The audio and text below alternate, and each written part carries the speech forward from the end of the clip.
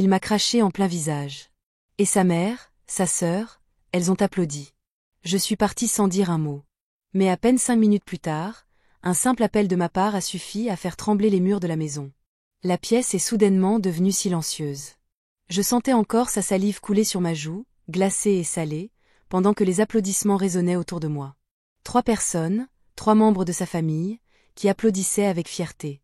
Comme si cette scène avait été prévue. Sa mère, Regina, bien installée dans son fauteuil habituel, arborait un sourire qui me glaçait toujours autant, même après toutes ces années. Juliana, sa sœur, était affalée sur le canapé, détendue, comme si elle regardait une scène de film qu'elle avait attendue toute sa vie. Et Daniel, mon mari, celui à qui j'avais juré fidélité, celui que j'avais soutenu dans ses pires moments, se tenait droit devant moi. Son regard plein de dégoût me transperçait, comme si j'étais une chose sale qu'il voulait écraser. Enfin, souffla Regina, satisfaite. Quelqu'un a osé lui montrer où est sa place. La dispute était partie de presque rien.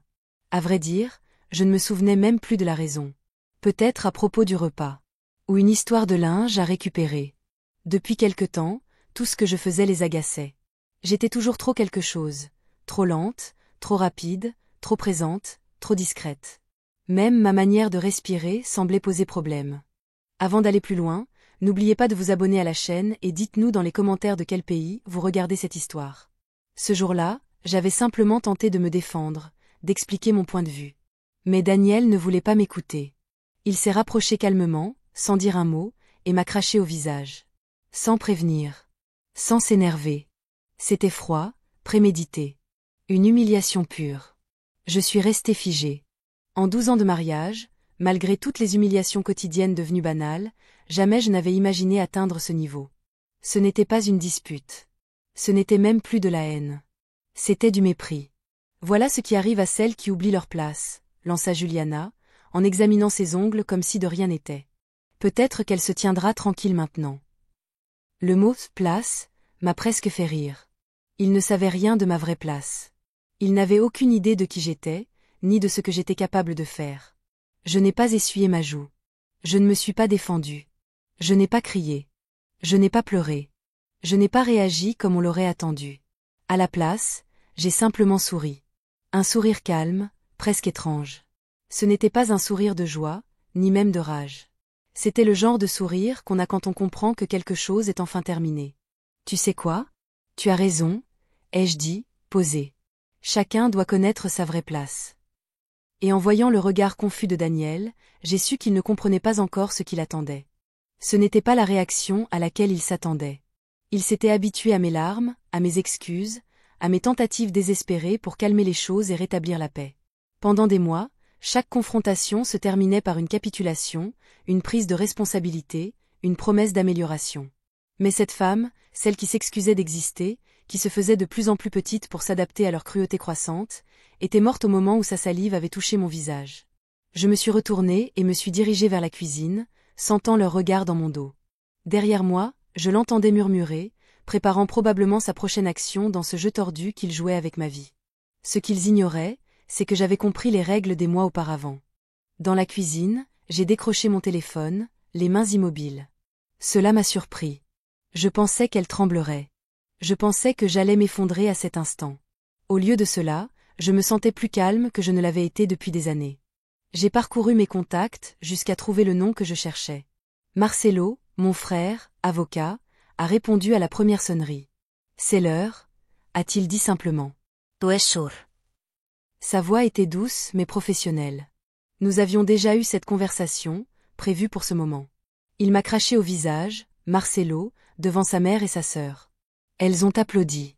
Le silence à l'autre bout du fil dura plusieurs secondes. Quand Marcelo reprit la parole, sa voix avait complètement changé. Je serai là dans 30 minutes. Ne leur dis rien d'autre. N'explique pas, ne discute pas, ne t'excuse pas. Attends. J'attends depuis 3 mois. Je le lui ai rappelé. Je sais. Et maintenant, c'est fini. J'ai raccroché et me suis retrouvée dans ma cuisine. La cuisine où j'avais cuisiné des milliers de repas pour des gens qui me voyaient comme un domestique, où j'avais fait le ménage après des réunions auxquelles je n'étais pas vraiment invitée, où j'avais ravalé ma fierté tant de fois que j'en avais oublié le goût. La maison était étrangement silencieuse maintenant. Plus de conversations chuchotées dans le salon, plus de rires satisfaits, juste le silence. Je suis retournée au salon, et c'est là que je les ai vus. Ils étaient tous les trois dans le couloir, le visage pâle, me fixant comme s'ils avaient vu un fantôme. « Qui as-tu appelé ?» La voix de Daniel avait perdu toute sa bravade d'antan. Je ne répondis pas. Je les dépassai simplement pour aller à la fenêtre et regarder la rue. Une berline noire s'engageait déjà dans notre allée. Clara. La voix de Regina était maintenant aiguë, inquiète. « Qui avez-vous appelé ?» Je me tournai vers eux et, pour la première fois depuis des mois, je me sentis à nouveau moi-même. Non pas la version diminuée de moi-même que j'étais devenue, mais la femme que j'étais autrefois, la femme qui avait des opinions, des limites et la force de les faire respecter. J'ai appelé quelqu'un qui sait exactement où chacun doit être, dis-je. La sonnette retentit, et le bruit sembla résonner dans la maison comme un coup de tonnerre. Daniel, Regina et Juliana regardèrent la porte, puis de nouveau moi, puis l'un l'autre. Pour la première fois depuis que je les connaissais, ils semblaient incertains. La sonnette retentit de nouveau, avec plus d'insistance. « Cette fois. Vous ne répondez pas ?» demandai-je gentiment. « C'est votre maison, après tout ?» Daniel s'avança vers la porte d'un pas hésitant, comme un homme qui se dirige vers sa propre exécution. Lorsqu'il l'ouvrit, Marcelo entra, mallette à la main, arborant le genre d'expression qui avait fait de lui l'un des avocats spécialisés en divorce les plus redoutés de l'État. « Bonsoir », dit-il d'une voix tranchant le silence comme une lame. « Je suis Marcelo Almeida et je représente la Sonora Clara Almeida. J'ai des documents qui requièrent votre attention immédiate. » La transformation dans la salle fut instantanée. Regina, si confiante et suffisante quelques instants plus tôt, sembla se recroqueviller sur elle-même. Le visage de Juliana était devenu tout blanc. Et Daniel, mon mari qui m'avait humilié, qui m'avait craché au visage comme si je n'étais rien, semblait prêt à vomir. « Des documents ?» parvint-il à balbutier. Marcelo ouvrit sa mallette avec une précision délibérée. Les papiers du divorce, une ordonnance restrictive et quelques autres documents qui, je pense, intéresseront particulièrement tout le monde ici. Il tendit à Daniel une épaisse pile de papiers, puis se tourna vers Regina et Juliana, leur donnant à chacune son propre jeu de documents. « Mesdames, dit-il avec une politesse glaciale, vous êtes également citées dans plusieurs de ces poursuites. » Le silence qui suivit fut si total que j'entendis l'horloge de la cuisine tic-tac 3 pièces plus loin. C'était le moment que j'attendais depuis 3 mois. Depuis que j'avais enfin admis que mon mariage n'était pas seulement en difficulté, il était violent. Pas physiquement, même si cette nuit-là avait franchi la ligne, mais émotionnellement, systématiquement, délibérément violent. Ils avaient passé des années à me déchirer, me faisant douter de ma propre valeur, de ma propre santé mentale, de mon droit même à exister dans des espaces qu'ils considéraient comme les leurs. Ce qu'ils ignoraient, c'est que, ces 3 derniers mois, j'avais tout documenté. Chaque commentaire cruel, chaque manipulation, chaque fois qu'ils m'avaient isolé de mes amis ou avaient pris des décisions concernant notre vie commune sans me consulter. J'avais enregistré des conversations, sauvegardé des SMS et monté un dossier qui m'assurerait de ne plus jamais avoir à m'excuser de respirer. Marcelo regarda autour de lui avec l'expression satisfaite d'un homme qui venait de rendre exactement la justice que sa cliente méritait. « Sonora Almeida », dit-il en se tournant vers moi. « Nous devrions discuter du calendrier de votre transition vers votre nouveau logement. » J'acquiesçai, méfiant ma voix. Encore 3 mois de planification, 3 mois de réunions secrètes et de documentation minutieuse, 3 mois à se faire passer pour la même femme brisée qu'il pensait avoir créée. Et tout cela avait mené à ce moment. Derrière moi, j'entendais Daniel feuilleter les pages frénétiquement, sa respiration s'accélérant et devenant de plus en plus paniquée à chaque document lu. Regina serrait ses papiers contre elle, comme s'ils risquaient de disparaître si elle les lâchait. Juliana fixait les siens, la bouche ouverte et fermée comme un poisson hors de l'eau. « Il doit y avoir une erreur », dit finalement Daniel d'une voix aiguë et désespérée. « Clara ne ferait pas ça. Elle ne le pouvait pas. »« Oh, mais elle l'a fait », répondit doucement Marcelo. Sonora Almeida a été très minutieuse dans ses préparatifs. Je pense que vous constaterez que tout est très bien rangé. J'ai regardé les 3 personnes qui avaient fait de ma vie un enfer, qui m'avaient convaincu que je ne valais rien, qui avaient célébré mon humiliation quelques minutes plus tôt. Elles semblaient si petites maintenant, si impuissantes. Et pour la première fois depuis des années, j'ai eu l'impression de pouvoir respirer à nouveau. Le lendemain matin, je me suis réveillée dans une chambre d'hôtel pour la première fois depuis 12 ans. Les draps étaient propres et blancs, ensevelis sous le poids des attentes de quelqu'un d'autre. L'espace d'un instant, avant que la mémoire ne me revienne, j'ai ressenti la paix. Puis je me suis souvenu du visage de Daniel lorsque Marcelo lui avait tendu ses papiers. La façon dont ses mains tremblaient en lisant document après document, tous plus blessants les uns que les autres. La façon dont Regina s'enfonçait davantage dans son fauteuil à chaque page tournée. La façon dont Juliana s'est tue complètement. Son flot habituel de commentaires blessants s'est tari comme une source empoisonnée. Mon téléphone vibrait de messages que je ne prenais pas la peine de lire. Je savais ce qu'ils disaient. Des excuses, des explications, des promesses que les choses seraient différentes. Les mêmes mensonges que j'entendais depuis des années, mais délivrés avec plus de désespoir. Marcelo m'avait demandé de ne répondre à aucun de leurs messages. « Laisse-le faire », avait-il dit en me conduisant à l'hôtel la veille. « Laisse-moi me demander ce que tu sais exactement et combien de preuves tu as. » En vérité, j'en avais plus qu'il ne pouvait l'imaginer. Tout a commencé il y a 4 mois par un appel téléphonique destiné à Daniel. Une voix de femme, haletante et intime, me demandant si Dani venait ce soir parce que son mari travaillait encore tard. Quand je lui ai dit qu'elle s'était trompée de numéro, elle a ri et a dit « Oh, c'est sa femme. » Quelle honte. Ce simple instant avait brisé mes dernières illusions sur mon mariage. Non pas parce que Daniel avait une liaison. Au fond de moi, je crois que je l'avais toujours su, mais à cause de la façon dont la femme au téléphone avait parlé de moi, comme si j'étais une blague, comme si j'étais quelque chose à mépriser et à rejeter. J'ai raccroché sans un mot de plus, mais quelque chose de fondamental avait changé en moi.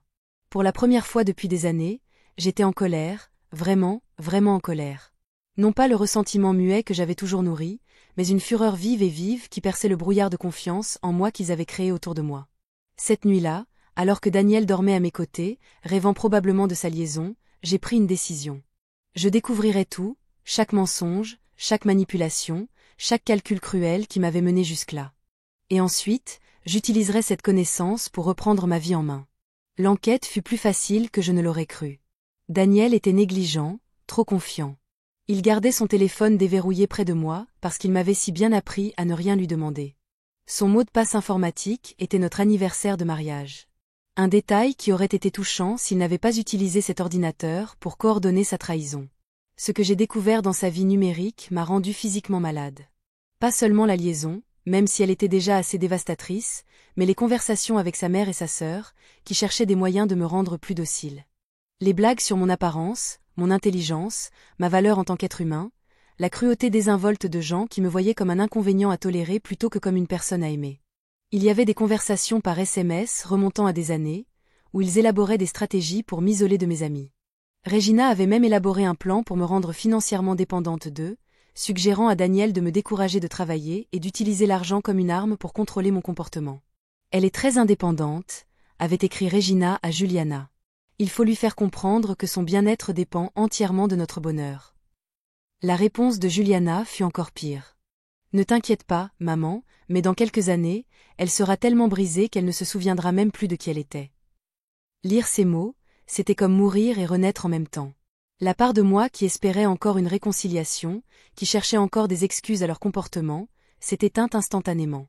Mais quelque chose de plus fort a pris sa place. Une détermination à leur prouver qu'ils avaient tort sur tous les plans. J'ai appelé Marcelo le soir même. Mon frère avait toujours été protecteur envers moi, mais il respectait suffisamment mon mariage pour ne pas intervenir. Quand je lui ai raconté ma découverte, le silence au téléphone s'est prolongé si longtemps que j'ai cru que la ligne était coupée. « Clara », a-t-il finalement dit, la voix étranglée par l'émotion. « Ça fait combien de temps que ça dure ?»« Des années, ai-je admis, mais j'étais sans doute trop près pour y voir clair. Je me demandais sans cesse si je faisais plus d'efforts, si je devenais ce qu'il voulait que je sois. « Ce n'est pas ta faute », a-t-il dit fermement. « Rien de tout ça n'est ta faute, mais nous veillerons à ce qu'ils assument les conséquences de leurs actes. » Marcelo m'a mis en contact avec un détective privé discret, spécialisé dans les affaires familiales. En quelques semaines, nous avions tout documenté. L'affaire qui s'est avérée impliquer une voisine mariée nommée Renata Camargo, dont le mari voyageait fréquemment pour son travail.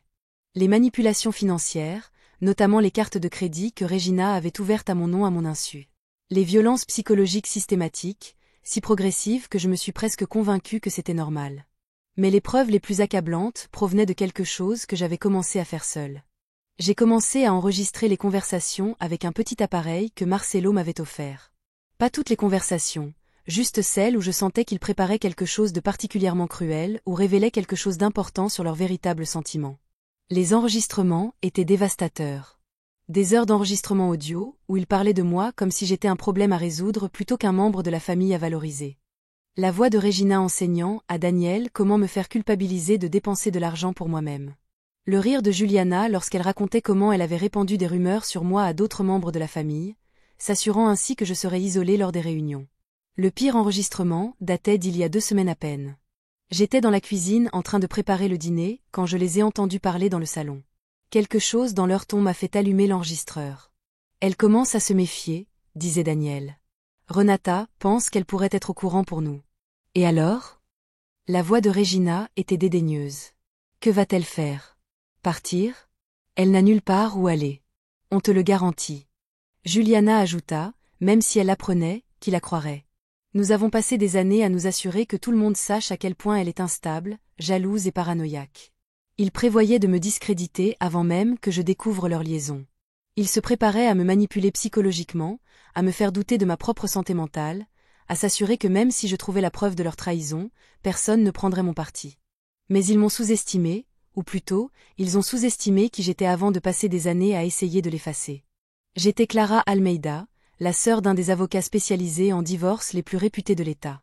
J'avais un master en psychologie, ce qui signifiait que je comprenais exactement ce qu'ils me faisaient subir et comment le documenter correctement.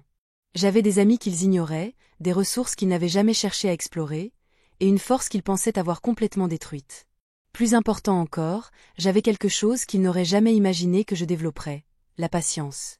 Pendant 3 mois, j'ai continué à jouer le rôle de l'épouse brisée et soumise, tout en je montais méthodiquement un dossier qui les détruirait. J'ai souri, me suis excusée, préparé le dîner et fait comme si de rien n'était, tout en enregistrant secrètement leur cruauté et en documentant leurs crimes. Le plus dur n'était pas de rassembler des preuves. C'était de faire comme si de rien n'était, de continuer à les laisser me faire du mal en attendant le moment propice pour riposter. Chaque insulte que j'ai essuyée, chaque humiliation que j'ai subie, chaque fois que je me suis mordu la langue lorsqu'ils m'ont traité comme une moins que rien. Tout cela était au service de ce moment. Mon téléphone a sonné, interrompant mes pensées. Le nom de Marcelo est apparu à l'écran. « Comment vas-tu » m'a-t-il demandé lorsque j'ai répondu. « Mieux que je ne l'espérais », ai-je dit, et j'ai réalisé que c'était vrai. Malgré tout, malgré la fin de mon mariage et la destruction de ce que je croyais être ma famille, je me sentais plus légère que je ne l'avais été depuis des années. Tant mieux, car ils essaient déjà de se venger. Daniel a appelé mon bureau à 6 heures du matin, prétendant que tu avais fait une dépression nerveuse et exigeant qu'on lui rende ses biens volés. Jay a ri. J'ai vraiment ri. Des biens volés.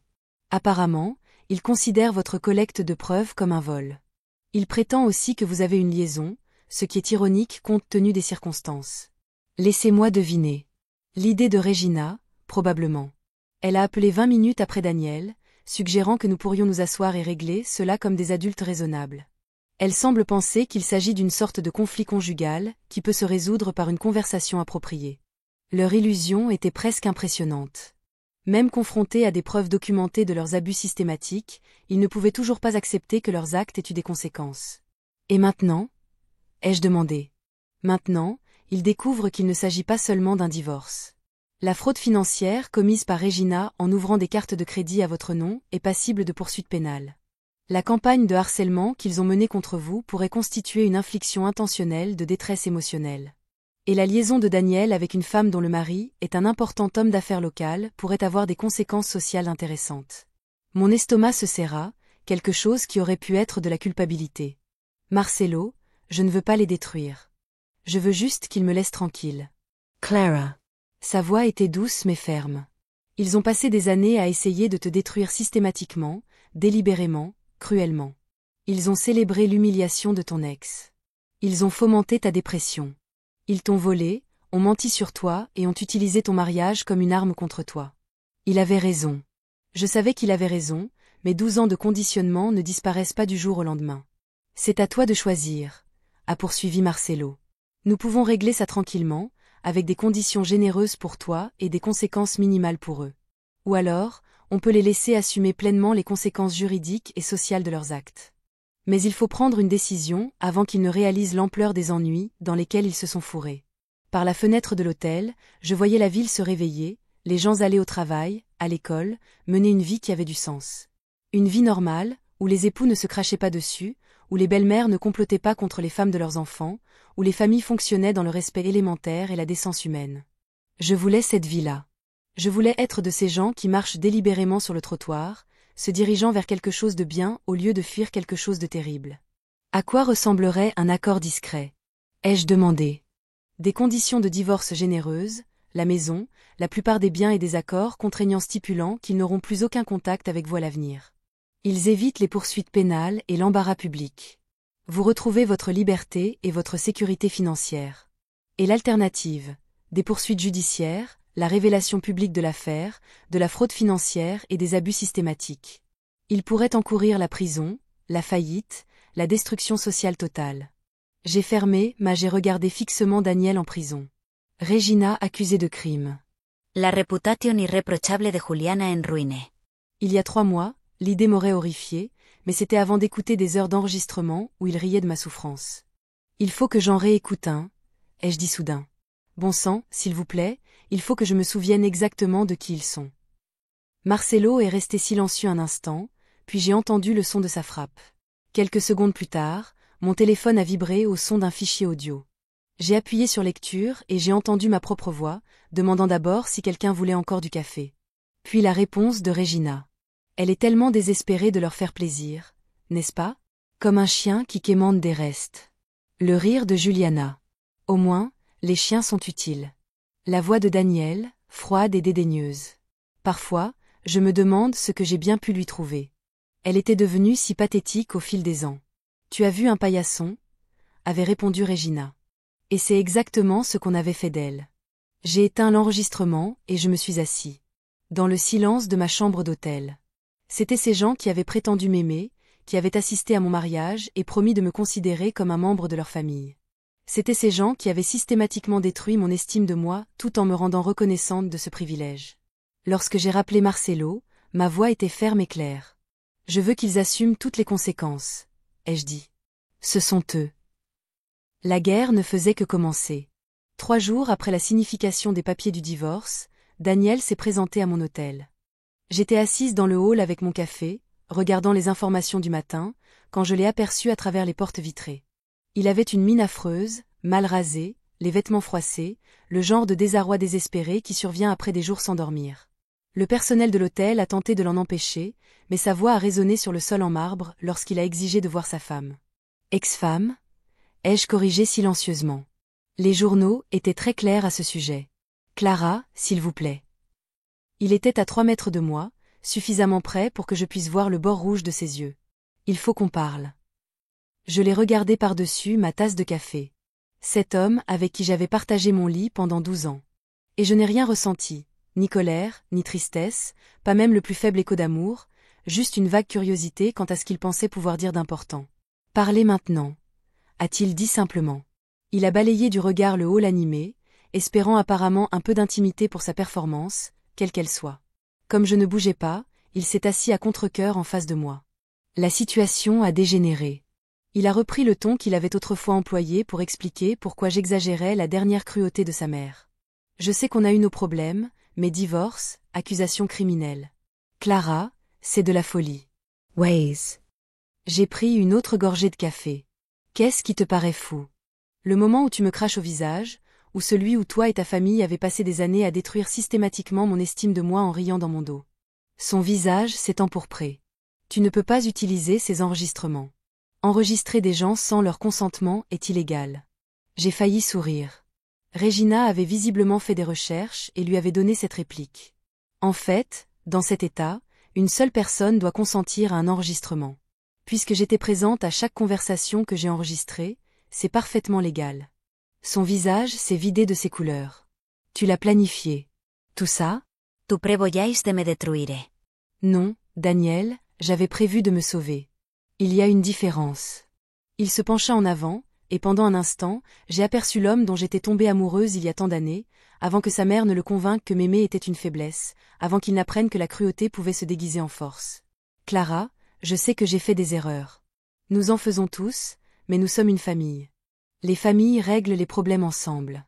Elles ne se détruisent pas au tribunal. Famille.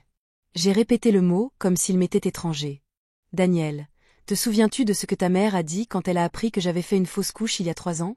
Son regard a quitté le mien. Bien sûr qu'il s'en souvenait. Elle a dit que c'était probablement mieux ainsi, puisque j'élèverais probablement un autre faible de toute façon. Et toi, mon mari, le père de ce bébé perdu, tu es resté assis là à hocher la tête. Maman était bouleversée. Ta mère était cruelle, et tu as toléré sa cruauté parce que c'était plus facile que de défendre ta femme. J'ai posé ma tasse de café. C'est à ce moment-là que j'aurais dû partir, mais je suis restée parce que je pensais que les familles règlent les problèmes ensemble. Je pensais que si je faisais plus d'efforts, si je t'aimais davantage, si je me faisais plus petite, tu finirais par me choisir plutôt qu'elle. Daniel resta silencieus un long moment. Lorsqu'il reprit la parole, sa voix était plus douce. Je t'aimais, Clara. Je t'aime toujours. Il ne le dit pas fermement. Tu aimais avoir quelqu'un sur qui tout allait mal dans ta vie. Tu aimais avoir quelqu'un qui absorberait le poison de ta mère pour que tu n'aies pas à t'occuper d'elle seule. Tu aimais avoir un bouc émissaire. C'est faux. J'ai pris mon téléphone et j'ai ouvert l'application audio. J'aurais aimé que je passe l'enregistrement du mois dernier où tu disais à ta mère que parfois tu te demandais si tu serais plus heureuse si je disparaissais. Ou peut-être celui où Juliana suggérait que tu pourrais probablement me faire interner si je devenais trop problématique. Il resta complètement figé. Tu n'as pas d'enregistrement de ça. Mais moi, si, et nous le savions tous les deux. J'étais aux toilettes quand cette conversation a eu lieu. Il s'est passé quelque chose d'intime, et j'ai laissé l'enregistreur sur la table basse. La qualité audio était parfaite. Daniel, laisse-moi te mettre les choses au clair. Pendant 3 mois, j'ai tout documenté, chaque conversation, chaque SMS, chaque email. J'ai des enregistrements de ta mère t'expliquant comment me manipuler psychologiquement. J'ai la preuve de la carte de crédit qu'elle a ouverte à mon nom. J'ai la preuve de ta liaison, y compris des reçus d'hôtel et des photos que Renata t'a envoyées et que j'ai trouvées sur ton téléphone. Ses mains tremblaient maintenant. Clara, si ça se sait, mon travail, ma réputation. J'aurais dû y réfléchir avant de décider de m'humilier devant ta famille. J'étais en colère. J'ai dit des choses que je ne pensais pas. J'ai fait des choses que je regrette. Mais détruire toute ma vie ne résoudra rien. J'ai scruté son visage, à la recherche d'un signe de remords sincère, d'une quelconque reconnaissance des années de souffrance qu'il avait causées. Ce que j'ai vu, c'était la même panique égoïste que celle que j'ai vue le soir où Marcelo m'a remis les papiers. Il ne regrettait pas ce qu'il m'avait fait. Il était... Je regrette d'en avoir subi les conséquences. Ta vie n'est pas détruite, Daniel. C'est enfin révélé pour ce que c'est vraiment. Mon téléphone a vibré, j'ai reçu un message de Marcelo. Le mari de Renata a découvert la liaison. Il demande également le divorce. Tu ferais mieux de rester loin des réseaux sociaux pendant un moment. J'ai montré le message à Daniel, le voyant pâlir. Oh mon Dieu, a-t-il murmuré. Paulo Sait. Paulo Figueiredo était un homme d'affaires local important. Le genre d'homme dont le cercle social recoupait largement le réseau professionnel de Daniel, le genre d'homme qui ne tolérerait pas qu'on le ridiculise en silence. Apparemment, Paulo a engagé son propre détective privé lorsqu'il a eu des soupçons. Il a trouvé tout ce que nous avons trouvé, plus quelques éléments que nous avons manqués. J'ai rangé mon téléphone. Tu pensais vraiment pouvoir avoir une liaison pendant des mois dans une ville de cette taille sans conséquence? Daniel a enfoui son visage dans ses mains. Ça va tout détruire. Mon travail, ma position dans la communauté, ton poste au cabinet comptable qui gère les intérêts commerciaux de Paulo Figueiredo. Ai-je demandé? Oui, j'imagine que ça pourrait devenir embarrassant. Il a levé les yeux brusquement. Comme toi, Daniel? Tu n'as jamais été aussi prudent que tu le pensais, et tu n'as certainement jamais prêté attention à ce que je savais vraiment de ta vie. Je me suis levé brusquement, lassé de cette conversation. Vous avez tous commis l'erreur de me prendre pour une idiote juste parce que j'étais gentille. Vous avez pris le silence pour de l'ignorance, la soumission pour de la faiblesse. Clara, s'il te plaît, on peut arranger ça. Je ferai tout ce que tu veux, une thérapie, un suivi psychologique, tout ce que tu veux. Je couperai tout contact avec ma mère et ma sœur si nécessaire. J'ai hésité un instant. C'était ce que je souhaitais depuis tant d'années. Qu'il me choisisse, qu'il fasse passer notre mariage en premier, qu'il reconnaisse que sa famille me traitait mal. Mais c'était trop tard, trop tard. On ne peut pas couper tout contact avec sa mère, sa sœur, Daniel, car dans 2 heures environ, ils seront arrêtés. Les mots sonnèrent le glas. La bouche de Daniel s'ouvrit et se referma silencieusement. Arrêté. Il avait enfin compris. Regina pour usurpation d'identité et fraude bancaire. La carte de crédit qu'elle a ouverte à mon nom constitue une fraude grave. Juliana, pour complot et harcèlement. Il s'avère qu'il existe des lois contre les campagnes coordonnées visant à isoler et à maltraiter émotionnellement les membres de la famille. Tu ne peux pas être sérieuse. Je suis tout à fait sérieuse. Marcelo a porté plainte hier. La police exécute les mandats d'arrêt ce matin. Daniel s'est levé si vite que sa chaise a basculé en arrière. Clara, tu ne peux pas faire ça. Ils sont de la famille. Ils sont la seule famille. Je suis partie. Ce sont des criminels, Daniel. Et ils ne sont pas de ma famille, ils ne l'ont jamais été. Ma mère a 72 ans. Vous voulez envoyer une femme de 72 ans en prison? Je veux qu'une femme de 72 ans assume les conséquences de ses actes. L'âge n'excuse pas la cruauté, et encore moins la fraude. Il faisait les 100 pas, se passant les mains dans les cheveux. Il doit bien y avoir quelque chose, un moyen de réparer ça. Je leur rendrai l'argent. Je les obligerai à s'excuser. Avec quel argent? Tu es sur le point de perdre ton travail. Tu te souviens? Et les excuses ne réparent pas des années de maltraitance systématique. Mon téléphone a sonné, le nom de Marcelo s'affichait à l'écran. Excusez-moi, ai-je dit à Daniel avant de répondre. Salut, Marcelo. C'est fait. Les 2 arrestations se sont déroulées sans problème. Regina a tenté de prétendre qu'elle était trop fragile pour être menottée, mais apparemment, ça n'a pas marché. Juliana a exigé de parler à son avocat, ce qui est amusant, car elle est sur le point de découvrir que son avocat est en conflit d'intérêts. Conflit d'intérêts? Paulo Figueiredo travaille avec le même cabinet. Ils ne peuvent pas représenter Juliana dans une affaire où leur principal client est la partie lésée. J'ai regardé Daniel, qui me fixait d'un regard désespéré, essayant de déchiffrer mon expression. Merci, ai-je dit à Marcelo. Je vous rappelle plus tard. Quand j'ai raccroché, Daniel me regardait comme si j'étais un inconnu. C'est fait, ai-je simplement dit. Clara, s'il te plaît, non. Le mot était plus dur que je ne l'aurais voulu. Assez de complaisance, assez de supplications, assez d'excuses pour des gens qui ne m'ont jamais témoigné le moindre respect. J'ai attrapé mon sac et me suis dirigé vers l'ascenseur. Où vas-tu? M'a appelé Daniel. Voir mon avocat. On a beaucoup de paperasse à finaliser. Clara, attends. Et nous et notre mariage? 12 ans ne peuvent pas disparaître à cause d'une seule erreur. Je m'arrêtai et me tournai vers lui. Il se tenait au milieu du hall de l'hôtel, l'air perdu, brisé et complètement désemparé par l'effondrement du monde qu'il avait bâti sur ma souffrance. Une erreur, dis-je calmement. Daniel, me crachant au visage, n'était pas une erreur. C'était le résultat inévitable de 12 ans à me traiter comme si je ne comptais pas. C'était ce que tu as toujours voulu faire, et tu as finalement trouvé le courage de le faire. N'est-ce pas vrai? Si. Ça l'est. Et au fond, tu le sais, tout comme tu sais que ta mère et ta sœur obtiennent exactement ce qu'elles méritent. Tout comme tu sais que Paulo Figueiredo a parfaitement le droit de détruire ta carrière pour ce que tu as fait à son mariage. Je me retournai vers l'ascenseur, puis m'arrêtai. Veux-tu connaître la vérité, Daniel? La vraie vérité sur notre mariage. Les portes de l'ascenseur se sont ouvertes et je suis entrée. J'ai cessé de t'aimer il y a 2 ans. La nuit où tu as ri quand ta mère m'a traité de pathétique. La nuit où tu as convenu avec elle que j'avais de la chance que quelqu'un veuille de moi, ai-je dit tandis que les portes commençaient à se fermer. J'ai un peu périmé cette nuit-là, et je meurs un peu plus chaque jour depuis. Mais je ne suis plus en train de mourir. Pour la première fois depuis des années, je suis enfin en vie. Alors que l'ascenseur m'emmenait loin des ruines de mon mariage, j'ai ressenti quelque chose que je n'avais pas ressenti depuis si longtemps que j'en avais presque oublié la signification. Je me sentais libre. La dernière chose que j'ai vue, c'est Daniel, seul dans le hall, entouré d'inconnus, comprenant enfin ce que c'était que d'être abandonné par ceux qui étaient censés l'aimer. C'était une leçon qu'il aurait dû apprendre depuis longtemps. 2 semaines après l'arrestation de Regina et Juliana, j'étais en train de ranger les affaires que j'avais récupérées à la maison quand la sonnette a retenti. J'avais enfin trouvé un petit appartement à l'autre bout de la ville. Rien d'extraordinaire, mais c'était à moi, et c'était ce qui le rendait magnifique. Par le Judas, j'ai aperçu une femme que je reconnaissais mais que je n'avais jamais vraiment rencontrée, Renata Camargo, la partenaire de Daniel. Elle était plus jeune que je ne l'avais imaginée d'après les photos. Je l'avais vue sur son téléphone, probablement la trentaine, avec une apparence soignée du haut temps et à l'argent nécessaire pour l'entretenir. J'ai failli ne pas répondre. Que pouvait-elle bien vouloir me dire, mais la curiosité l'a emportée. Madame Almeida? Sa voix était plus douce que je ne l'avais imaginée, hésitante.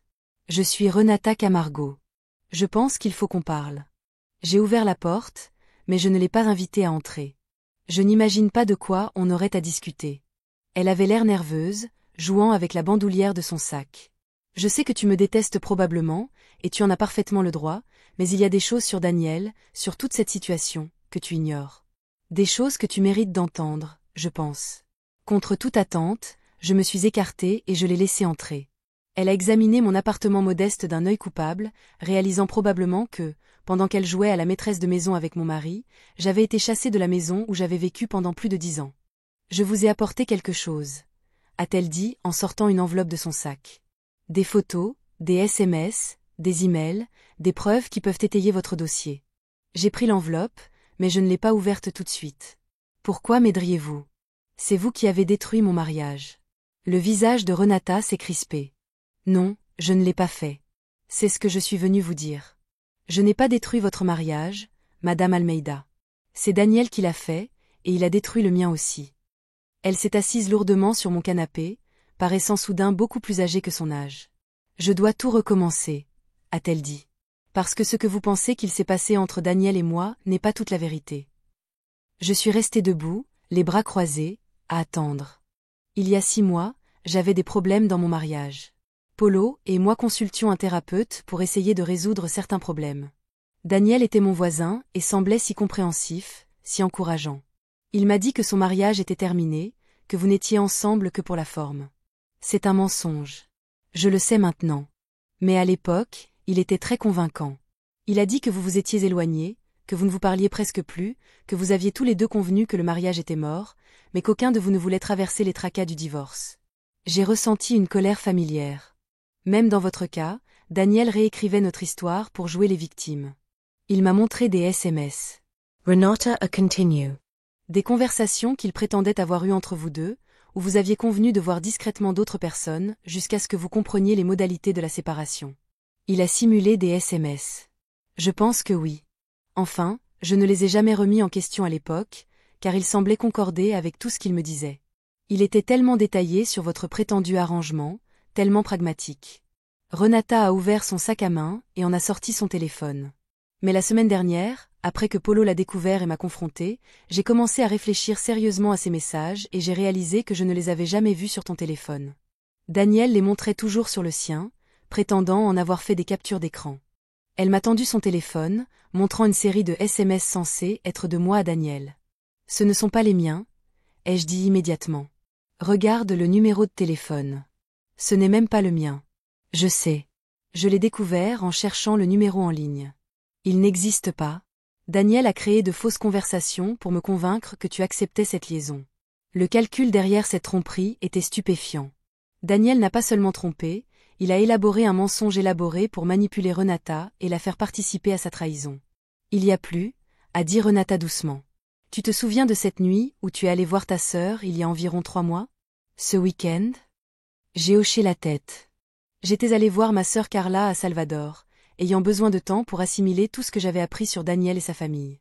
Daniel m'a dit que tu étais à l'hôtel avec un certain Marcos. Il m'a dit que tu avais enfin commencé à voir quelqu'un et que tu demanderais probablement le divorce bientôt. Ça m'a glacé le sang. Marcos est le mari de ma sœur. J'étais en visite chez ma sœur et sa famille. Je le sais maintenant, mais Daniel m'a montré des reçus d'hôtel à ton nom, des relevés de cartes de crédit indiquant des dépenses dans des restaurants romantiques. Il a fait croire que tu avais une liaison passionnée alors qu'il était seul à la maison. C'était une invention, aussi. Il fallait bien que ce soit le cas, car je sais maintenant que tu n'avais pas de liaison. Tu essayais juste de survivre à ce que lui et sa famille te faisaient subir. La voix de Renata se brisa légèrement sur ces derniers mots. Madame Almeida, je veux que vous compreniez une chose. Je ne suis pas une briseuse de ménage. Je n'aurais jamais eu de relation avec un homme marié si j'avais pensé qu'il mentait sur sa situation. Quand Daniel m'a annoncé que son mariage était terminé, sauf en apparence, quand il m'a convaincu que vous voyiez aussi quelqu'un d'autre, je me suis crue adulte face à une situation difficile, avec maturité. Je me suis assise en face de lui, commençant à comprendre l'ampleur des manipulations de Daniel. Comment avez-vous découvert la vérité? Après que Polo m'a confrontée, j'ai commencé à tout remettre en question. J'ai engagé ma propre enquêtrice, non pas pour enquêter sur vous, mais sur Daniel, pour déterminer dans quelle mesure ce qu'il m'avait dit était vrai. Elle a sorti l'enveloppe en papier craft que j'avais mise de côté. Tout est là. La preuve que Daniel a escroqué d'autres femmes de la même manière pendant des années. Avant moi, il y avait une certaine Anna. Avant Anna, il y avait Johanna, toujours des femmes mariées en difficulté. Toujours des femmes qu'il parvenait à convaincre toutes les personnes impliquées d'accepter cet arrangement. Elle a ouvert l'enveloppe, les mains tremblantes. À l'intérieur se trouvaient des photos, des emails imprimés et ce qui semblait être un rapport d'enquête détaillé. Daniel est un infidèle en série, Madame Almeida. Et plus encore, c'est un manipulateur en série. Il cible spécifiquement les femmes vulnérables, leur raconte des mensonges élaborés sur leur mariage et les convainc qu'elles ne font rien de mal. La première photo de la pile montrait Daniel avec une femme que je ne reconnaissais pas, visiblement prise lors d'une soirée. Ils semblaient à l'aise ensemble, intimes. Voici Anna Ribeiro, expliqua Renata. Elle est mariée à un homme d'affaires qui voyage fréquemment. Daniel l'a convaincue que vous étiez au courant de leur relation et que vous l'approuviez. Lorsque son mari l'a découvert et a menacé de tout révéler, Daniel a tout simplement disparu de sa vie et est passé à la cible suivante. Combien de femmes? Mon enquêteur a trouvé des preuves d'au moins 5 liaisons sérieuses au cours des 8 dernières années, probablement des liaisons plus informelles qui n'ont pas laissé autant de traces.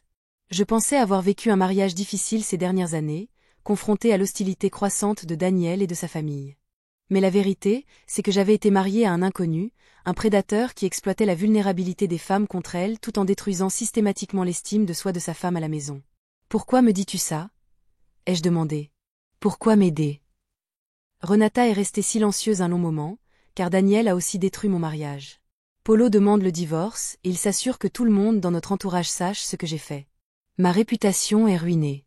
Mes enfants ont honte de moi et je vais perdre la moitié de tout ce que j'ai. Elle s'essuya les yeux du revers de la main. Mais le pire, ce ne sont pas les conséquences sociales ni le coût financier. Le pire, c'est de savoir que je l'ai aidé à te faire du mal, que j'ai fait partie du système qu'il utilisait pour justifier de te traiter comme une moins que rien. J'ai regardé d'autres photos. Daniel avec différentes femmes, toujours l'air détendu et heureux, comme je le voyais rarement à la maison. Il y a encore une chose, a dit Renata, quelque chose sur sa mère et sa sœur que tu dois savoir.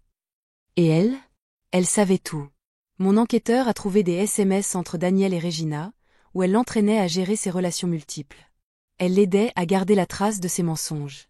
La pièce semblait tourner autour de moi. Regina était au courant de ta liaison. Elle était au courant de toutes les liaisons. Elle les encourageait. Il y a des messages où elle dit à Daniel qu'avoir d'autres femmes t'aiderait à te maintenir dans le droit chemin, car tu serais trop jaloux et complexé pour lui en vouloir. J'ai repensé à toutes les fois où Regina avait fait des remarques subtiles sur mon apparence, mon attrait, ma valeur en tant qu'épouse. Des commentaires destinés à me faire éprouver de la gratitude envers Daniel. Juliana était impliquée aussi. Renata a continue. Elle a aidé Daniel à créer de faux profils sur les réseaux sociaux pour communiquer avec ses cibles. C'est elle qui a inventé une histoire de liaison avec Marcos. Le caractère systématique de leur complot était bouleversant. Ce n'était pas seulement leur cruauté envers moi. Ils s'efforçaient activement de détruire ma raison et mon estime de moi, tout en permettant les trahisons de Daniel. Monsieur Almeida, je sais que cela ne résout rien. Je sais que je ne peux pas réparer les dommages causés à votre vie ou à la mienne, mais je voulais que vous sachiez que ce qui vous est arrivé n'était pas une cruauté fortuite ni un mariage raté. C'était une guerre psychologique délibérée et calculée. J'ai placé les photos sur la table, les mains tremblantes. Ils ont tout planifié, dis-je calmement. L'isolement, la manipulation psychologique, les liaisons, ils ont transformé mon mariage en arme contre moi. Oui, et ils le font depuis des années, probablement avec toutes les femmes que Daniel a fréquentées. Sérieusement? Mon enquêteur pense que Regina a peut-être eu des arrangements similaires avec le père de Daniel avant sa mort. Des preuves dans de vieilles lettres familiales suggèrent un schéma remontant à des décennies. L'idée que cela puisse être générationnel, que Regina ait pu orchestrer une torture psychologique similaire contre d'autres femmes de sa famille, me rendait physiquement malade. Que allez-vous faire maintenant? Demandai-je. Je témoignerai dans votre procédure de divorce, si votre avocat le souhaite. Je fournirai toutes les preuves dont je dispose pour vous aider à obtenir justice, puis j'essaierai de reconstruire ma vie et de trouver comment obtenir le pardon de mes enfants. Elle se leva, lissant sa jupe d'une main nerveuse. Je sais que vous n'avez aucune raison de me pardonner, Madame Almeida. Je sais que j'ai fait partie de quelque chose qui a failli te détruire, même si je ne comprenais pas à quoi je participais à l'époque. Mais je veux que tu saches que Daniel ne t'a jamais mérité. Et ce que sa famille t'a fait est criminel, non seulement légalement, mais aussi moralement. Après son départ, je me suis assise dans mon appartement silencieux, entourée des preuves de la trahison systématique de mon mari. Pas seulement la liaison que j'avais découverte, mais des années de liaison, des années de manipulation, des années à utiliser la douleur d'autres femmes pour justifier sa cruauté envers moi. L'homme avec qui j'étais mariée depuis 12 ans n'existait pas. Il n'a jamais existé. La personne que j'avais aimée, pour laquelle j'avais cherché des excuses et que j'avais si désespérément tenté de satisfaire n'était qu'une fiction élaborée, conçue pour cacher un prédateur. Mais aussi dévastatrice que fut cette prise de conscience, elle fut aussi libératrice, car elle signifiait que rien de ce qui m'était arrivé n'était de ma faute. Je n'avais pas échoué en tant qu'épouse. J'avais été victime d'une campagne de violence psychologique soigneusement orchestrée, et j'avais maintenant les preuves pour le prouver. Lorsque j'ai appelé Marcelo ce soir-là, ma voix était ferme et assurée. J'ai de nouvelles preuves, lui ai-je dit. Des preuves qui changeront tout. Quoi? Quel genre de preuves? Celles qui garantiraient que Daniel n'aura plus jamais l'occasion de faire subir cela à qui que ce soit. Il était temps de cesser d'être une victime et de devenir une force de justice, non seulement pour moi, mais pour toutes les femmes que Daniel avait manipulées et détruites au fil des ans. La guerre allait se transformer en croisade. La salle de conférence du cabinet de Marcelo n'avait jamais été aussi chargée d'électricité. 3 semaines après la visite de Renata, nous avions réuni ce qui ressemblait à un conseil de guerre. Marcelo, 2 avocats associés, Renata et son avocate, Ana Ribeiro, la précédente victime de Daniel, venue de Brasilia, et Joana Mendes, la femme avant Anna, venue de Porto Alegre. J'ai regardé autour de la table ces femmes que je n'avais jamais rencontrées auparavant, mais qui partageaient une expérience que je comprenais trop bien. Chacune d'elles avait été soigneusement sélectionnée, manipulée et écartée par mon mari. Chacune était convaincue de participer à un arrangement éthique entre adultes consentants. Chacune avait découvert trop tard qu'elles n'étaient que des pions dans le jeu tordu de Daniel. Mesdames, commença Marcelo, elle déroulait une chronologie qui couvrait toute la table de conférence. Ce que nous avons ici n'est pas seulement la preuve d'un adultère. C'est la preuve d'un schéma systématique de tromperie, de manipulation et de violence psychologique s'étalant sur près d'une décennie. Anna se pencha en avant et étudia la chronologie. Elle avait la quarantaine, une tenue professionnelle et le calme maîtrisé qui lui avait été inculqué par des années passées au sein de conseils d'administration. Je ne savais pas qu'il y en avait d'autres, dit-elle calmement. Daniel m'a donné l'impression d'être la seule personne à le comprendre en dehors de son mariage. C'est exactement ce qu'il m'a dit, ajouta Johanna. Elle était plus jeune, peut-être la fin de la vingtaine, et ses mains d'artiste tremblaient légèrement lorsqu'elle désignait sa chronologie. Il a dit que son mariage était pratiquement terminé, que vous alliez simplement passer à autre chose en attendant de pouvoir vous permettre un divorce en bonne et due forme. Renat ressentait avec acuité la même histoire qu'il me racontait. Mot pour mot, parfois. J'ai étudié la chronologie, voyant mon mariage décrit noir sur blanc aux côtés des trahisons de Daniel. Le schéma était clair et terrifiant. Chaque liaison avait suivi le même scénario, les mêmes tactiques de manipulation, la même construction minutieuse de mensonges. Voici ce qui rend la chose particulièrement insidieuse. Marcelo n'arrêtait pas de pointer des dates précises. Daniel ne se contentait pas de tromper, il utilisait chaque liaison pour justifier l'escalade des violences familiales. Regardez la chronologie des enregistrements de Clara. Il a extrait les transcriptions de certaines des conversations que j'avais enregistrées. Chaque fois que Daniel entamait une nouvelle relation, les violences psychologiques familiales s'intensifiaient. C'était comme si avoir une liaison lui donnait le droit de traiter sa femme encore plus durement. Pourquoi? Ai-je demandé, la compréhension m'envahissant. Il se sentait justifié dans sa cruauté, convaincu que je la méritais. Après tout, si ces autres femmes le trouvaient charmant et désirable, le problème venait forcément de moi. L'associée de Marcelo, Lisa Chan, en a fait une autre. Ensemble de documents, mais là, c'est encore pire. Nous avons trouvé des preuves que Regina et Juliana ne se contentaient pas de faciliter les aventures de Daniel. Elles recrutaient activement ses victimes. Le silence se fit. « Que entendez-vous par recruter » demanda Anna. Lisa ouvrit un ordinateur portable et projeta une image sur le mur. C'était une capture d'écran d'un groupe sur les réseaux sociaux, appelé le réseau de soutien au mariage. Regina a créé ce groupe Facebook privé il y a 3 ans, expliqua Lisa. À première vue, il semble s'agir d'un groupe de soutien pour les femmes en difficulté conjugale. Mais regardez la liste des membres. Elle a cliqué sur plusieurs profils. Johanna, tu étais membre de ce groupe en 2019. Ana, tu te es inscrite en 2020. Renata, tu as été ajoutée en 2022. J'étais écœurée. Elle s'en prenait aux femmes vulnérables en ligne. C'est pire, a dit Marcelo. Nous avons examiné les journaux d'activité du groupe. Regina et Juliana ont identifié des femmes qui publiaient des messages sur des problèmes conjugaux, en particulier celles dont les maris voyageaient souvent ou qui semblaient isolés de leur famille. Il a cliqué sur un autre écran, affichant des conversations privées. Elles se lient d'amitié avec ces femmes, leur offrent soutien et conseils, et introduisent progressivement l'idée que parfois, les mariages ont besoin de flexibilité pour survivre. Elles ont partagé des histoires de couples qui ont trouvé le bonheur grâce à des arrangements discrets. Le visage de Johanna est devenu pâle. Je me souviens que Regina m'a envoyé des messages privés après que j'ai publié un message sur ma solitude pendant le voyage de mon mari. Elle était si compréhensive, si encourageante. Elle m'a parlé d'une amie qui avait trouvé la compagnie d'un homme marié, dont la femme acceptait cet arrangement. Elle m'a dit la même chose, a murmuré Anna. Elle a pris un ton si mature, si civilisé. Renata regardait Gatella, horrifiée. Il nous manipulait comme des prédateurs manipulent des enfants. C'est exactement ce qu'il faisait, confirma Marcelo. Et une fois qu'ils avaient identifié une cible potentielle, ils s'arrangeaient pour que Daniel la croise par hasard au supermarché, lors d'événements communautaires, toujours dans des situations qui semblaient tout à fait naturelles. J'ai repensé à toutes les fois où Regina avait insisté pour m'accompagner à des événements sociaux. À toutes les femmes à qui elle avait parlé pendant que j'étais assise en silence à côté d'elle, des femmes que je croyais simplement amicales. Combien de femmes ? Ai-je demandé, redoutant la réponse. Lisa a consult SES notes. Nous avons identifié 12 femmes membres du groupe de soutien et qui ont ensuite été en contact avec Daniel. Parmi elles, 5 ont certainement eu des liaisons avec lui. Nous enquêtons toujours sur les autres. 12 femmes, 12 mariages potentiellement détruits par la manipulation systématique de mon mari et de sa famille. Il y a encore une chose, dit Marcelo d'un air sombre. Nous avons trouvé des preuves que Regina mène des opérations similaires depuis des années, voire des décennies.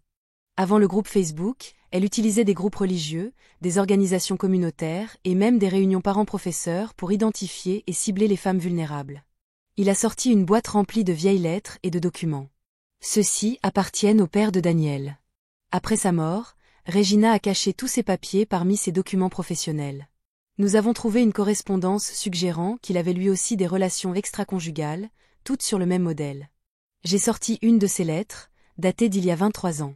Elle était écrite par une femme nommée Carole, qui remerciait Regina pour sa compréhension et son soutien durant une période difficile de son mariage et lui exprimait sa gratitude pour avoir présenté Regina à un homme merveilleux qui l'avait aidé à se souvenir de ce que c'était que d'être apprécié.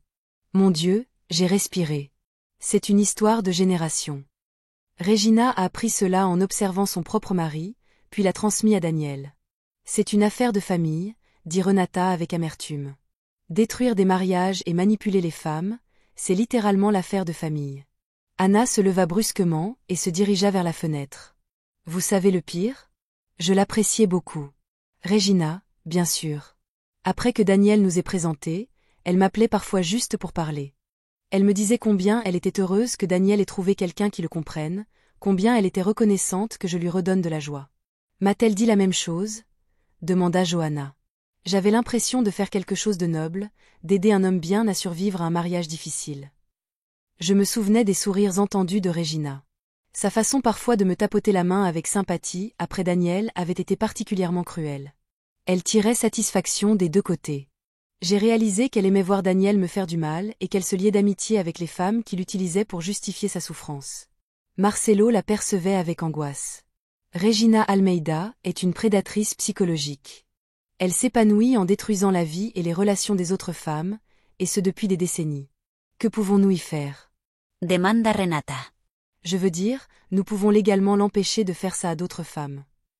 Nous montons un dossier pour association de malfaiteurs et fraude, expliqua Lisa. Les faux profils sur les réseaux sociaux, les faux documents, le ciblage systématique des femmes vulnérables. Tout cela s'ajoute à un comportement criminel récurrent. Mais plus que cela, ajouta Marcelo, nous allons nous assurer que tout le monde sache ce qu'il fait. Chaque femme de ce groupe de soutien, chaque organisation communautaire à laquelle Regina participait, chaque église et chaque club social, ils sauront tous exactement quel genre de prédateurs ils ont hébergé. J'ai regardé autour de la table ces femmes qui avaient été victimes de mon mari et de sa famille. Malgré tout ce qu'ils avaient traversé, ils étaient là, prêts à riposter, prêts à révéler la vérité, même si cela impliquait de revivre leur propre douleur et leur humiliation. Il faut que je vous dise quelque chose. Ai-je dit, une chose à laquelle je réfléchissais depuis que nous avions commencé à découvrir tout ça. Le silence s'est installé dans la pièce. J'avais passé 12 ans à chercher des excuses au comportement de Daniel. Je me disais qu'il traversait juste une mauvaise passe, que l'influence de sa mère était passagère, que si j'aimais suffisamment, tout irait mieux. J'ai marqué une pause, rassemblant mon courage, mais en vérité, je savais que quelque chose n'allait pas avant de le surprendre en train de me tromper. Je savais que la façon dont lui et sa famille me traitaient n'était pas normale. J'ai simplement choisi de l'ignorer, car c'était plus facile que d'affronter la réalité. Mon mariage était bâti sur la manipulation et les abus. Johanna a tendu la main par-dessus la table et a serré la mienne. Cela ne signifie pas que tout cela soit de votre faute. Je le sais maintenant, mais je veux que vous compreniez tous une chose. Daniel n'est pas devenu un prédateur à cause de l'influence de sa mère, ni à cause d'un traumatisme d'enfance, ni parce qu'il a adopté de mauvaises habitudes au fil du temps. C'est un prédateur parce qu'il l'a choisi. Chaque mensonge qu'il a proféré, chaque femme qu'il a manipulée, chaque cruauté qu'il m'a dite, c'était des choix conscients. Que dites-vous? Demanda Ana. Je dis qu'il faut arrêter de lui trouver des excuses. Il faut arrêter de considérer cela comme une tragédie, un malentendu ou une maladie psychologique. Daniel Almeida est un prédateur calculateur qui détruit. Il tue systématiquement des femmes pour son propre divertissement, et il doit subir des conséquences à la hauteur de la gravité de ses crimes. Marcelo sourit fieramente. C'est exactement l'approche que nous adoptons. Daniel, Regina et Juliana devront répondre de leurs actes au pénal et au civil, mais surtout, nous veillerons à ce que ces méthodes soient exposées si clairement qu'aucune autre femme ne sera plus jamais la proie de ces manipulations. Renata regarda autour de la table, le regard déterminé. Que attendez-vous de nous? Tout, dit Marcelo, chaque SMS, chaque email, chaque conversation dont vous vous souvenez, chaque mensonge qu'ils vous ont dit, chaque manipulation qu'ils ont utilisée, nous allons tout documenter et le présenter au monde. À la fin de la réunion, je me suis retrouvée aux côtés des 3 femmes qui avaient été les autres victimes de mon mari. Nous étions des inconnus, liés par la trahison et la manipulation, mais en les regardant, j'ai ressenti quelque chose que je n'avais pas ressenti depuis des années. J'ai ressenti une solidarité féminine, un lien authentique et sincère avec des personnes qui comprenaient exactement ce à quoi j'avais survécu. Merci, dis-je à chacune d'elles, d'avoir osé riposter, de m'avoir aidé à comprendre que je n'étais ni folle, ni sensible, ni rien de ce qu'ils essayaient de me faire croire. Merci d'avoir eu le courage de commencer ça, répondit Anna, refusant de les laisser s'en tirer. En rentrant chez moi ce soir-là, je repensais au réseau de mensonges et de manipulations qui avaient contrôlé ma vie pendant tant d'années. Daniel, Regina et Juliana avaient bâti leur univers sur la destruction systématique du bonheur d'autrui. Ils avaient fait de la cruauté un art et de la manipulation une tradition familiale. Mais maintenant, leurs victimes ripostaient, et nous n'étions pas seuls. Nous nous battions ensemble, armés de la vérité et déterminés à ce qu'aucune autre femme ne subisse ce que nous avions subi. Les prédateurs avaient enfin trouvé leur maître, et ce n'était que le début. 6 mois plus tard, lorsque Daniel m'a craché au visage, j'étais au tribunal à le regarder être emmené menotté. Le juge venait de le condamner à 18 mois de prison pour complot en vue d'eux. Il commettait des usurpations d'identité, des fraudes et du harcèlement systématique. Regina avait été condamnée à 2 ans de prison. Juliana à 15 mois. Mais plus gratifiant que les peines de prison, c'était de voir leur monde s'écrouler. Dans les mois précédant ce jour, le journal local avait publié une série d'articles sur le réseau de manipulation conjugale, comme il l'avait surnommé. Chaque détail de leur prédation systématique avait été révélé. Le faux groupe de soutien, les décennies de ciblage des femmes vulnérables, la guerre psychologique qu'ils avaient menée contre leurs victimes. Tout était désormais de notoriété publique. Daniel avait perdu son emploi quelques jours après la révélation de l'affaire. Paulo Figueiredo s'en était assuré, usant de son influence considérable pour s'assurer qu'aucun cabinet comptable de l'État ne l'embauche. L'église de Regina lui avait discrètement demandé de cesser d'assister aux offices. L'employeur de Juliana, un centre de conseil familial, l'avait immédiatement licencié pour conduite incompatible avec notre mission de soutien aux relations saines. Mais les conséquences sociales, aussi dévastatrices fussent-elles, étaient dérisoires comparées aux condamnations civiles. Renata, Anna, Johanna et moi avions intenté une action en justice conjointe pour infliction intentionnelle de souffrance. Émotion, complot et fraude. L'accord était suffisamment conséquent pour garantir qu'aucun de nous n'aurait plus jamais à se soucier de sa sécurité financière. Plus important encore, il avait financé quelque chose à la création duquel je n'aurais jamais imaginé participer, pour Marcelo.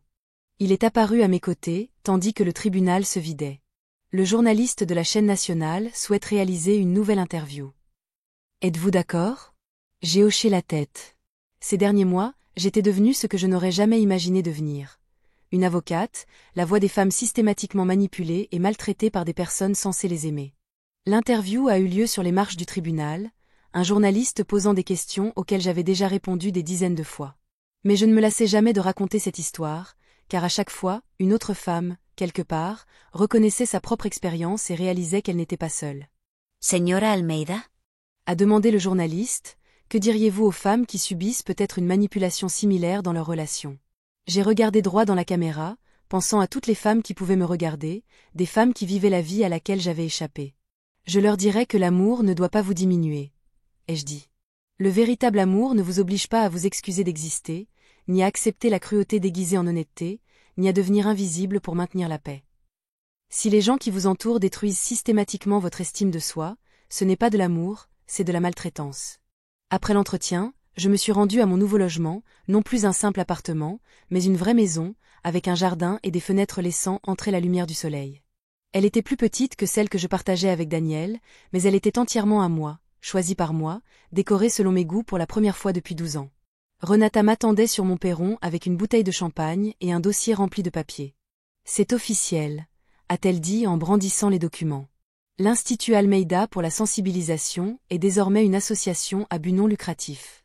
Nous avions décidé d'officialiser notre travail de plaidoyer en créant une fondation qui aiderait d'autres femmes à reconnaître et à échapper à la manipulation systématique. Renata avait utilisé l'argent de son accord pour la financer, et Anna et Johanna s'étaient engagées à siéger au conseil d'administration. Combien de femmes nous ont contactées cette semaine ? Ai-je demandé en nous installant dans mon bureau. 47, a répondu Renata en consultant ses notes. 3 d'entre elles concernent des situations auxquelles nous pensons pourraient nécessiter une intervention immédiate, et nous avons reçu un appel d'un procureur du Minas-Gerais qui pense avoir identifié un réseau similaire opérant à Curitiba. Il s'est avéré que les méthodes de la famille Almeida n'étaient pas uniques. Dans tout le pays, d'autres prédateurs utilisaient des tactiques similaires pour détruire systématiquement la vie des femmes. Notre institut aidait à les identifier et à les dénoncer, un cas après l'autre. Mon téléphone portable a sonné et j'ai vu le nom d'Anna à l'écran. « Clara, allume TV Brasil maintenant », a-t-elle dit. Sans préambule. « Il faut que tu vois ça. » J'ai pris la télécommande et changé de chaîne. Le journal télévisé du soir montrait une femme arrêtée devant ce qui semblait être un centre communautaire. La journaliste expliquait qu'elle dirigeait un groupe de soutien qui était en fait une couverture ciblant les femmes vulnérables à des fins de manipulation et d'exploitation. C'est exactement ce que Regina faisait. Renata a pris une inspiration. Les mêmes tactiques, le même comportement prédateur, et elle l'a probablement appris de Regina, ou de quelqu'un comme elle, ai-je répondu. Ces techniques vous sont transmises, partagées entre prédateurs, comme une sorte de base de connaissances déformée. L'article expliquait ensuite que l'arrestation avait eu lieu après que plusieurs femmes eurent reconnu les schémas décrits dans la récente couverture médiatique de l'affaire Almeida et contacté les autorités. « Nous faisons bouger les choses », a-t-elle déclaré. Et pour la première fois depuis des mois, j'ai ressenti une véritable fierté pour ce que nous avions accompli. Plus tard dans la soirée, après le retour de Renata, je me suis assise dans mon jardin avec une tasse de thé, à regarder le coucher du soleil. Cela faisait exactement 1 an que j'avais découvert la liaison de Daniel. 1 an que j'avais entamé le processus de reconquête de ma vie. La femme que j'avais été alors, effrayée, brisée, convaincue que sa valeur dépendait de l'approbation des autres, me semblait désormais une étrangère. J'avais pensé que cette femme était faible, qu'elle méritait en quelque sorte le traitement qu'elle avait subi, mais je comprenais maintenant qu'elle avait été forte d'une manière que je n'avais jamais appréciée. Elle avait survécu à des années de torture psychologique systématique et conservait suffisamment de confiance en elle pour reconnaître les problèmes. Mon téléphone a vibré, j'ai reçu un message de Johanna. J'ai vu les informations concernant l'arrestation à Curitiba. On est vraiment en train de faire ça, non? On change vraiment les choses? J'ai répondu, on ne fait que commencer. Et c'était vrai. L'Institut de sensibilisation Almeida travaillait déjà avec les forces de l'ordre de Ciéta, les aidant à identifier et à poursuivre des réseaux similaires. Nous avions créé du matériel pédagogique pour les conseillers, les travailleurs sociaux et les membres du clergé afin de les aider à reconnaître les signes de manipulation systématique. Nous avions mis en place une ligne d'assistance téléphonique confidentielle pour les femmes qui se croyaient victimes. Plus important encore, nous avions refusé d'avoir honte de ce qui nous était arrivé. Au lieu de cacher nos expériences, nous les avions transformées en armes contre ceux qui cherchaient à nous détruire. Il y a 1 an, j'étais une femme à qui mon mari avait craché au visage sous les applaudissements de sa famille. Ce soir-là, j'étais une femme qui avait démantelé un réseau de prédateurs et qui s'efforçait de faire en sorte qu'aucune autre femme ne subisse ce que j'avais subi. La transformation m'étonnait encore parfois. Ma voisine, Donna Lucia, me faisait signe depuis son jardin. C'était une dame âgée, devenue une sorte d'amie ces derniers mois, passant souvent déposer une soupe maison ou simplement pour discuter. Comment s'est passée la procédure au tribunal aujourd'hui? Justice a été rendue, ai-je répondu. Finalement, elle a hoché la tête d'un air approbateur. Eh bien, cette famille avait eu exactement ce qu'elle méritait. C'était un sentiment que j'avais entendu de la part de dizaines de personnes ces derniers mois. Loin d'être ostracisée pour avoir révélé les crimes de Daniel, je me suis retrouvée accueillie par une communauté horrifiée par ce que la famille Almeida faisait parmi eux. Les femmes de l'église de Regina s'étaient excusées de ne pas avoir reconnu ce qui se passait. Plusieurs anciens collègues de Daniel m'ont contacté pour me faire part de leurs propres soupçons sur son comportement, qu'ils n'avaient jamais osé exprimer auparavant.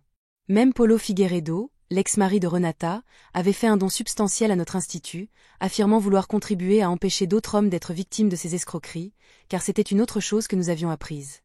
Les affaires de Daniel non seulement détruisaient la vie de ces victimes féminines, mais elles anéantissaient aussi leurs maris, des hommes qui perdaient leur mariage et souvent leurs enfants à cause des manipulations familiales. Almeida. À la tombée de la nuit, je suis rentrée et j'ai préparé le dîner.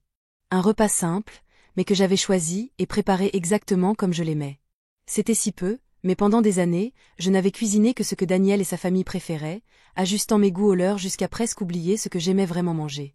Maintenant, je savais que j'aimais la cuisine épicée, les saveurs exotiques, des plats que Regina aurait jugés trop ethniques ou trop compliqués. J'aimais essayer de nouvelles recettes, expérimenter avec des ingrédients que je n'avais jamais le droit d'utiliser dans mon ancienne cuisine. J'aimais être moi-même, pleinement et sans complexe. Après le dîner, j'ai ouvert mon ordinateur portable et commencé à travailler sur mon livre, Le piège du mariage. Comment reconnaître et échapper à la manipulation systématique, qui serait publiée l'année suivante et dont tous les bénéfices seraient reversés à l'Institut. Mon éditeur pensait qu'il pourrait toucher des centaines de milliers de femmes qui avaient besoin d'entendre ce message. Le premier chapitre commençait par la nuit où Daniel m'a craché au visage, mais le reste du livre parlait bien plus que de ce moment d'humiliation ultime. Il racontait les années de conditionnement subtil qui ont conduit à ce moment, l'érosion systématique de mon estime de moi, l'isolement minutieux de mes amis et de ma famille, la réécriture progressive de la réalité qui m'a amené à remettre en question mes propres perceptions. Plus important encore, c'était le processus de riposte. Les mois de préparation secrète, la documentation minutieuse des abus, la construction d'un réseau de soutien, la bataille juridique, et enfin, la création d'une vie positive à partir des ruines de mon mariage. En écrivant, je pensais à toutes les femmes qui liraient ces mots. Des femmes qui vivaient des situations similaires à celles auxquelles j'avais échappé. Des femmes persuadées d'être folles, hypersensibles ou impossibles à satisfaire. Des femmes qui s'étaient tellement perdues qu'elles ne savaient plus qui elles étaient. Je voulais qu'ils sachent ce que j'avais appris, qu'ils n'étaient pas fous, que leur perception était juste, qu'ils méritaient mieux. Je voulais qu'ils comprennent que l'amour ne devrait pas faire mal, que la famille ne devrait pas être une arme, qu'ils avaient le droit d'exister sans se gêner pour occuper l'espace. Et je voulais qu'ils sachent que s'ils étaient prêts à riposter, ils ne se battraient pas seuls. À minuit, j'ai fermé mon ordinateur portable et me suis préparée à aller me coucher. Le lendemain, j'avais 3 entretiens téléphoniques avec des femmes qui avaient contacté notre institut, une réunion avec un procureur du Minas Gerais et une conférence téléphonique avec notre conseil d'administration au sujet de l'extension de nos services. Mais ce soir-là, je n'étais que Clara Almeida, une femme qui avait repris sa vie en main, une femme qui avait transformé sa douleur en but, sa victimisation en victoire. En éteignant les lumières et en me blottissant dans mon lit, chez moi, j'ai repensé à cette nuit, 6 mois auparavant, où j'avais quitté la salive de Daniel sur mon visage. Je n'avais aucune idée, à l'époque, de la direction que j'allais prendre. Je marchais vers la liberté, vers un but, vers une vie où je comptais, où ma voix était entendue, où mon existence était célébrée plutôt que simplement tolérée. Je marchais vers moi-même, et je n'avais jamais été aussi heureuse d'y parvenir. Si mon histoire vous a plu, vous pouvez me soutenir en faisant un don. Ainsi, je pourrais écrire bien d'autres histoires comme celle-ci. Merci d'avance. Et vous, que feriez-vous à la place de cette personne ? J'aimerais beaucoup connaître votre avis, alors laissez un commentaire ci-dessous. Je suis toujours curieuse de savoir ce que vous en pensez. Oh, et dites-moi aussi où vous avez entendu cette histoire. Si vous voulez en savoir plus sur ce genre de récit, aimez la vidéo et abonnez-vous à la chaîne. Il y en a bien d'autres qui vous attendent. Gros bisous, et à la prochaine.